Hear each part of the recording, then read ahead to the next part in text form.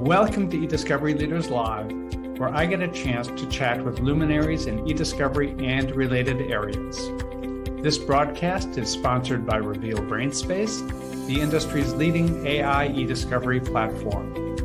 Don't forget to subscribe to watch me, George Socha, weekly with leaders in eDiscovery. Thank you for tuning in.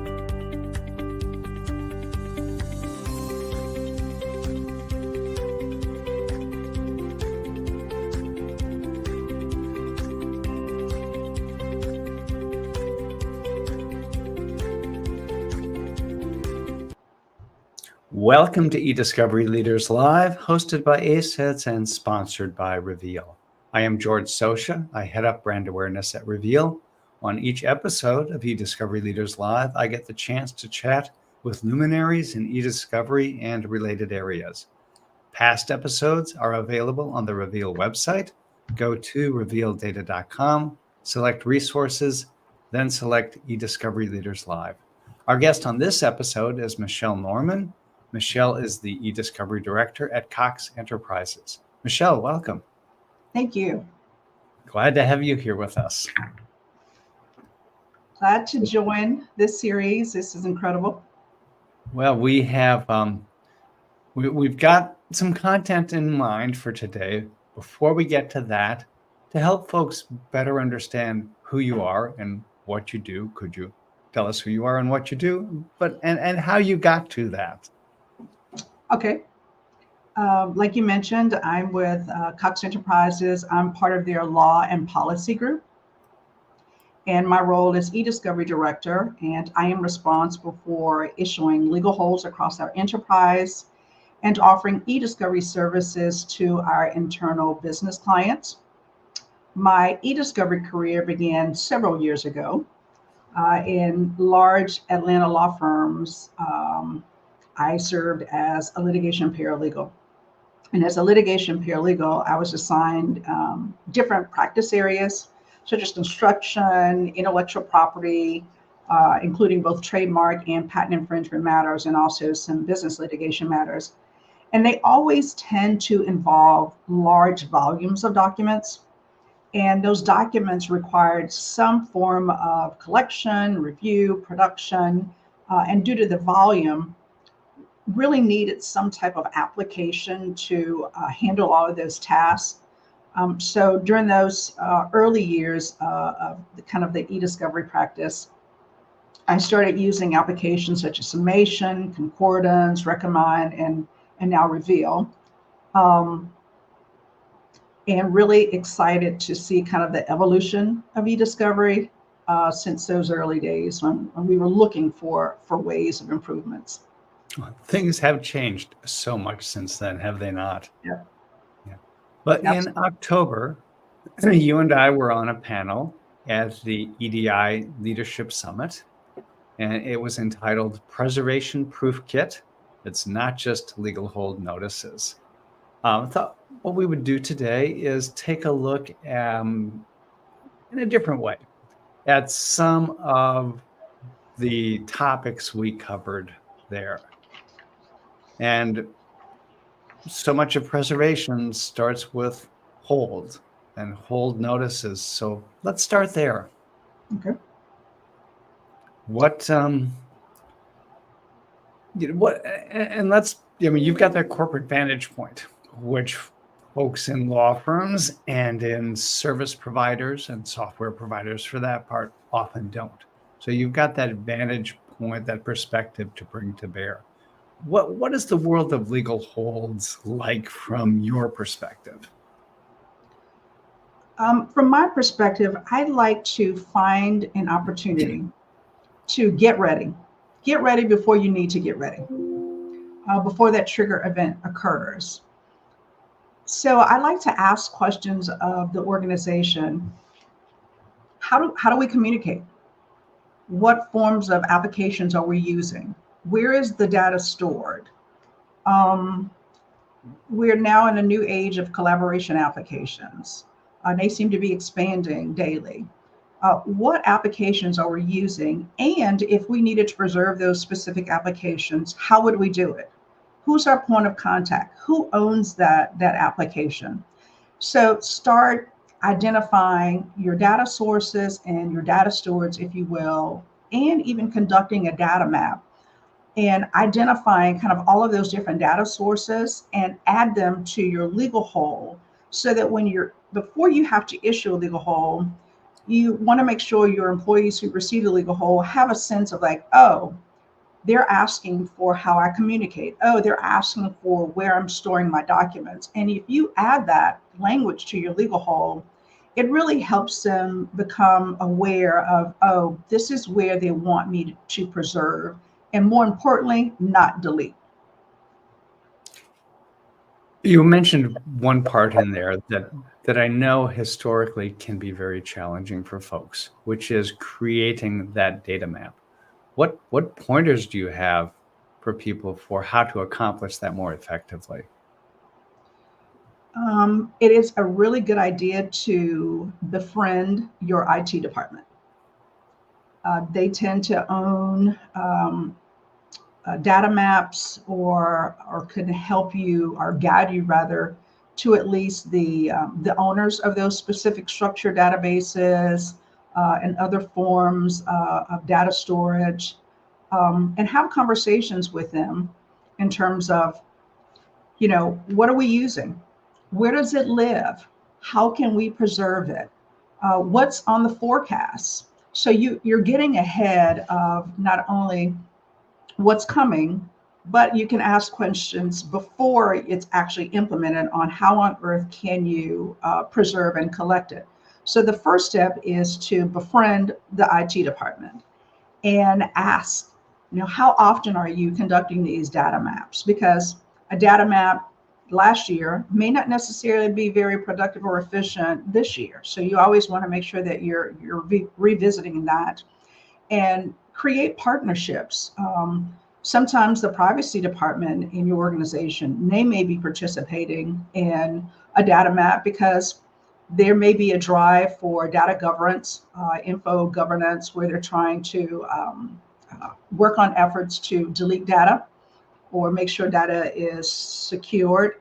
So building lots of partnerships, because legal holds, eDiscovery, it is definitely a village. And you definitely need to rely on your village in order to effectively communicate and know where your data is located.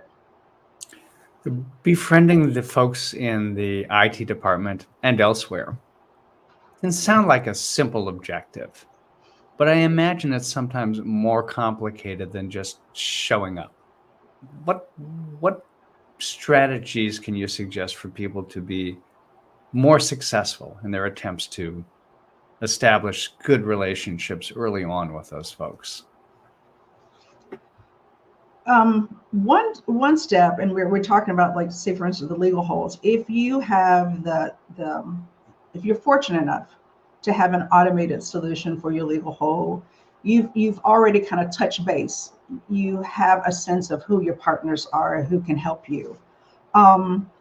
Rely on the senior leaders in your organization. Like, if you can identify if your organization has a chief information security officer, and you may not necessarily have a direct connection with them. Our organization is really built on relationships. So I would use that as an opportunity, build relationships. And if you can't directly get to your chief information security officer, go to your manager. I'm sure that your manager, it's like you're building on the next level. Does your manager have a relationship with your information security department? Can your manager recommend a connection to you to get to your chief information security officer, or to anyone in senior leadership in your IT department? It is really helpful for these types of efforts to really have an efficient legal hold and eDiscovery process, to really have kind of a top-down approach to make sure that your senior leaderships are on board with it. So sometimes it does require that you go kind of two steps above, if you will, to build that relationship and make that connection so that, your senior leaders understand the importance of it. Because if they understand the importance of it, there's going to definitely be more of a drive to connect the dots with you and your senior leaders in your technology group. Another key part of the preservation process are the custodian interviews. How can people be more successful rather than less successful in their attempts to find and interview custodians?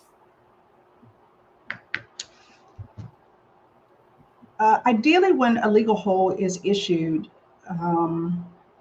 you're normally working from the guidelines of the attorney who's assigned to the matter.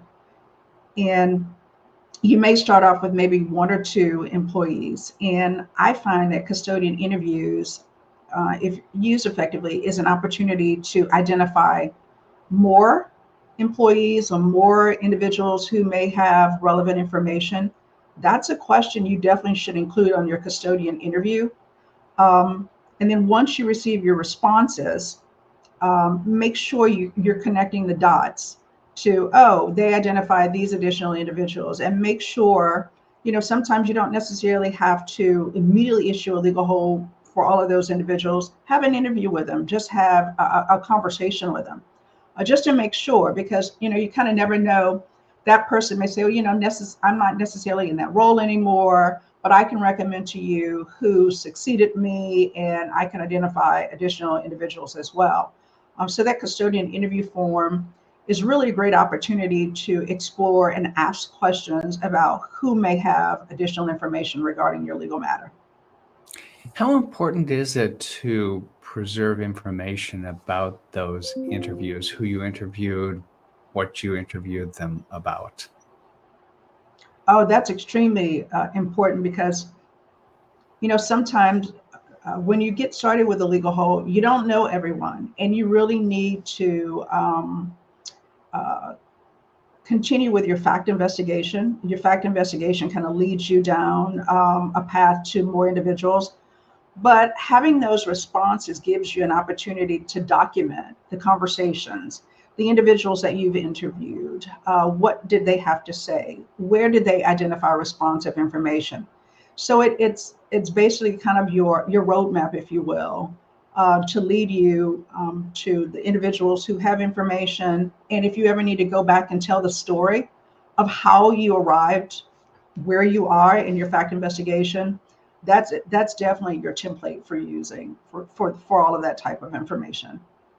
Are there some more successful as opposed to less successful approaches to organizing that information so that you have a useful roadmap? I mean, I could envision, for example, in days gone by, I would have done something like put lots of Post-it notes on the wall with strings running from one Post-it note to another, and yet other Post-it notes, Post-it notes with people, and then Post-it notes about topics and all of that, and my wall would have become a total mess. But that's what my wall became when I did things like that. The Post-it notes, I would discourage. They fall off. Yeah, and if you're fortunate to have a legal hold application, and those legal hold applications tend to give you the ability to not only document when you've issued a hold, when you've issued a custodian interview, the dates of those interviews. That's really helpful to go back and tell the story. And ideally, you want to make sure that you immediately preserve so that, while you're going back and trying to organize and compile all of this responsive information, you definitely want to make sure first and foremost that it's preserved while you're kind of in the process of it. And if you have the luxury of having an internal eDiscovery application that allows you to organize that information, I would definitely encourage that. As you collect, although everything that we do today is largely automated, you still need to ask those kind of fundamental questions about hard copy documents and other sources. And after you've identified those sources, hard copy documents you need to scan. You need to upload it into some type of application so you can always go back and review it. So I would largely recommend, if you have the ability to use an internal eDiscovery application or an external application, if you will, compile and combine all of that information into one application so that you can always go back. You're organizing it as you go. You're organizing it according to the custodians that you've interviewed. So you have kind of a roadmap, if you will, and you've got owners of all of that data that you've compiled. So you kind of know when it's time, if you need to go back and conduct additional interviews as your case progresses. You know the documents that you've already collected, you know who's collected, and you know what information they have associated with those documents. When you talked about the eDiscovery application, the broader eDiscovery application, you said you can own it yourself or you can use it through somebody else. For the legal hold part, is that the case as well, or do you really want to own that piece yourself? I would strongly encourage that you own it yourself. You know, if you have that ability, that type of budgeting within your organization. If you're not automating your legal hold process, you may be handling it manually using Excel spreadsheets. That's something that probably should have your organization has the ability to maintain control of that.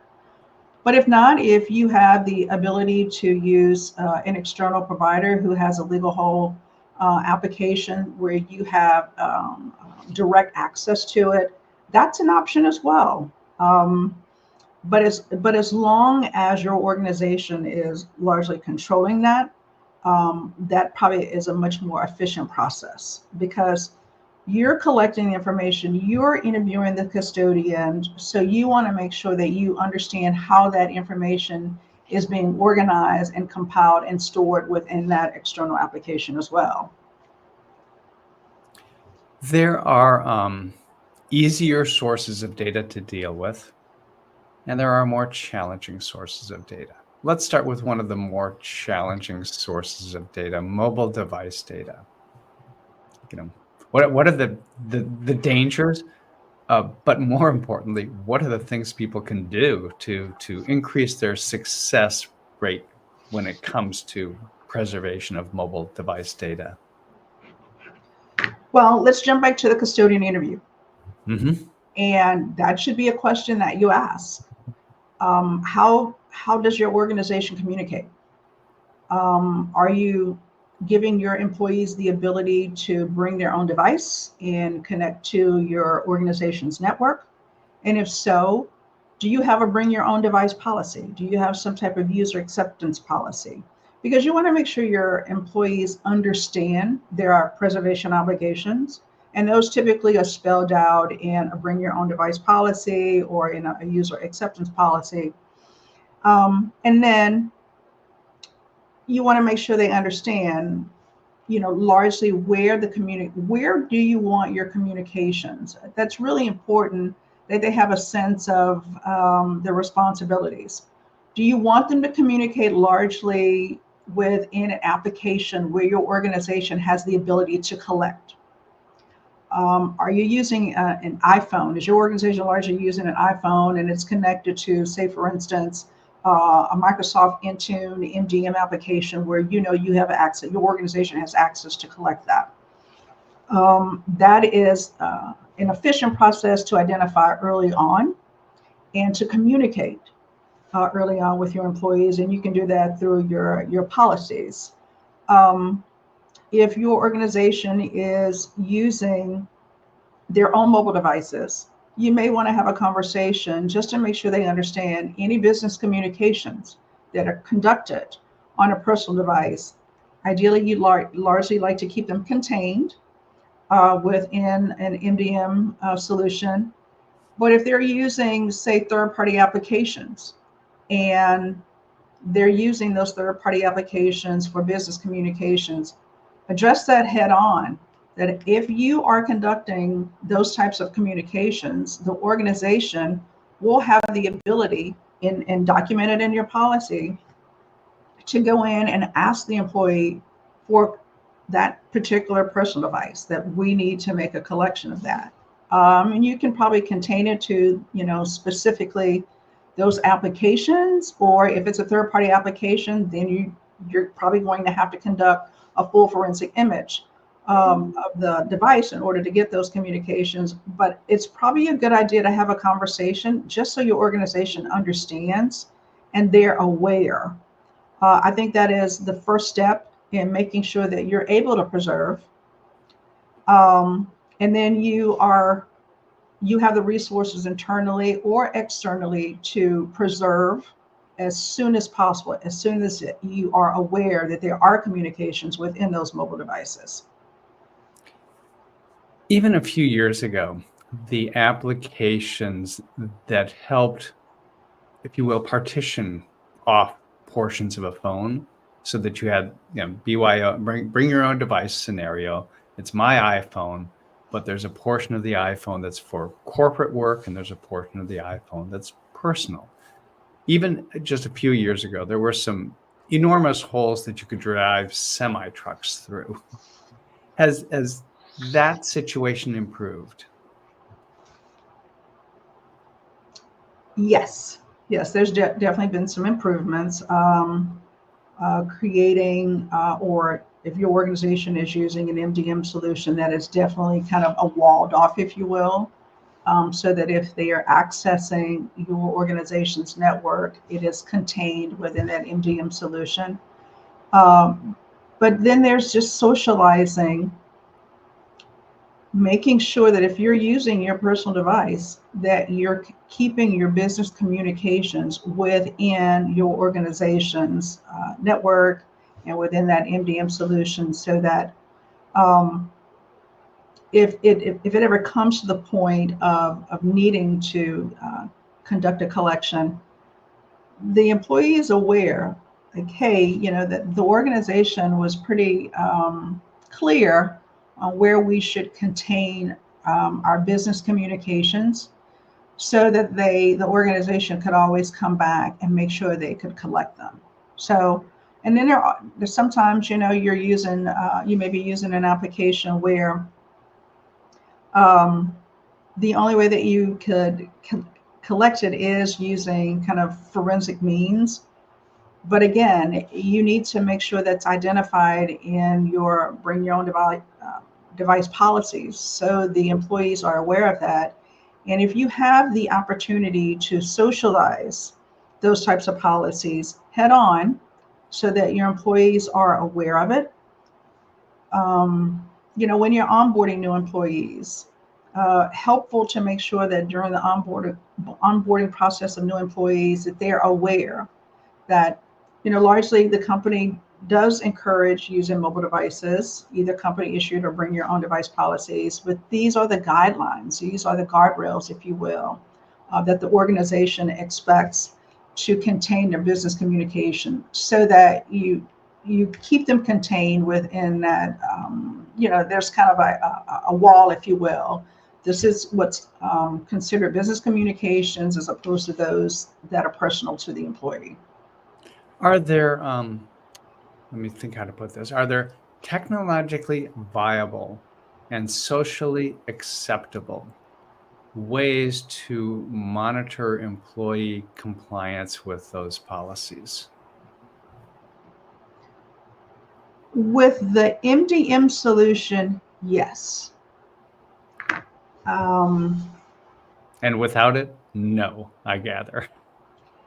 Yes, and then there's there, not every employee is necessarily going to be using an Apple product.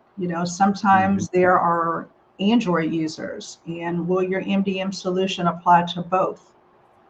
So sometimes you want to make sure that MDM solution that you are using gives you the ability to do the monitoring, if you will, on both types of devices.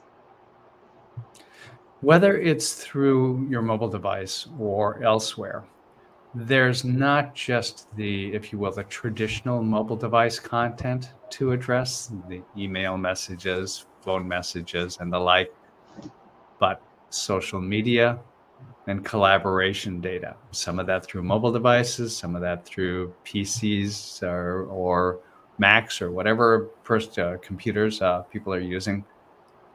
That seems like a much thornier set of issues than even the preservation of mobile data device, the preservation of that data. How do people approach that successfully? I think you probably, again, back to the custodian interview and your policies. If you're going to use those types of applications, your organization probably needs to make sure that they have the appropriate licensing that's required to conduct preservation on those types of applications. For example, Slack. Slack has about 4 different versions of licensing. And if your organization is using those types of that specific application, make sure you have the enterprise grid license so that you can ensure that you are appropriately preserving and collecting data. And if you know that there are other applications, it's good to explore and make sure that the appropriate license that's required is obtained, and do that early on so that you're making sure that you're meeting your preservation obligations if you're using those types of social media applications. And if you don't, it's probably a good opportunity to socialize within your organization what you consider to be the sanctioned form of communication. Everyone typically uses Office 365. Office 365 comes with a chat feature with Teams. Just making sure that if they're using that type of application, where can you collect it? Are those team messages being transitioned into employees' email account? And when you collect from Office 365 and the Outlook account, that you can in fact collect those chat messages as well. And you may want to do some checks just to make sure. Again, preservation is something that you should do early before that legal hold is issued, so that not only are you informing your employees of where they should communicate, but making sure that they understand that they have an obligation to preserve, and that your organization has an ability to go in and preserve and collect through all of those different types of applications. It seems as if, and you mentioned this right at the beginning of our discussion today, when it comes to collaboration capabilities in particular, a bright, shiny new object every day. And many of these bright, shiny new objects, these new ways to collaborate with our devices, are ones where there's not been any apparent thought given to how data might be preserved. You can have an approved list, but sometimes you're up against the bright and shiny. How do you help navigate? How do you help people properly navigate that process so that they're staying within appropriate boundaries instead of, again, chasing the bright and shiny? I really think that is a responsibility to the leadership in your organization, and making sure your leadership understands the consequences of using all of these different types of collaboration applications, because it impacts your litigation, it impacts your disputes, and you have an obligation as an organization to make sure that you can preserve and collect. So I think that's where you really should start. When your senior leadership understands the ramifications of using the bright, shiny object, and there are many, and they seem to pop up every day.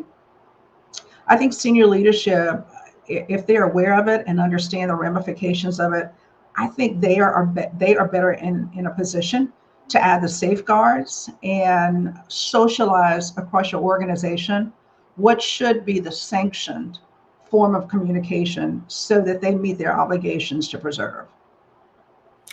Do you have, in the less than a minute that remains here, do you have any final words of wisdom for our audience when it comes to your preservation proof kit? Start early. You should be ready before you have to get ready. Before that trigger event comes through the door, make sure that you've identified, how does your organization communicate with one another? How can you collect from those specific data sources of exactly how they communicate? And not everyone communicates through emails and through OneDrive and Microsoft products. Explore if they're using other type of products. They may be a Google application that they're using, or they may be using databases, structured databases or third-party applications. But you need to identify that and create safeguards if in fact you don't have the appropriate applications and tools in order to preserve that. And make sure you have a consistent process, a consistent, repeatable, and legally defensible process, so that if you're ever challenged on your preservation, you've got a playbook that you use and you update often, so that you're meeting the challenges of the new trends, the new tools, the new shiny objects. Thanks, Michelle, for sharing those insights with us today. Michelle Norman is the eDiscovery Director at Cox Enterprises. I am George Socha. This has been eDiscovery Leaders Live, hosted by ACEDS and sponsored by Reveal. And Michelle, once again, thanks so much for joining us today. Thank you for having me.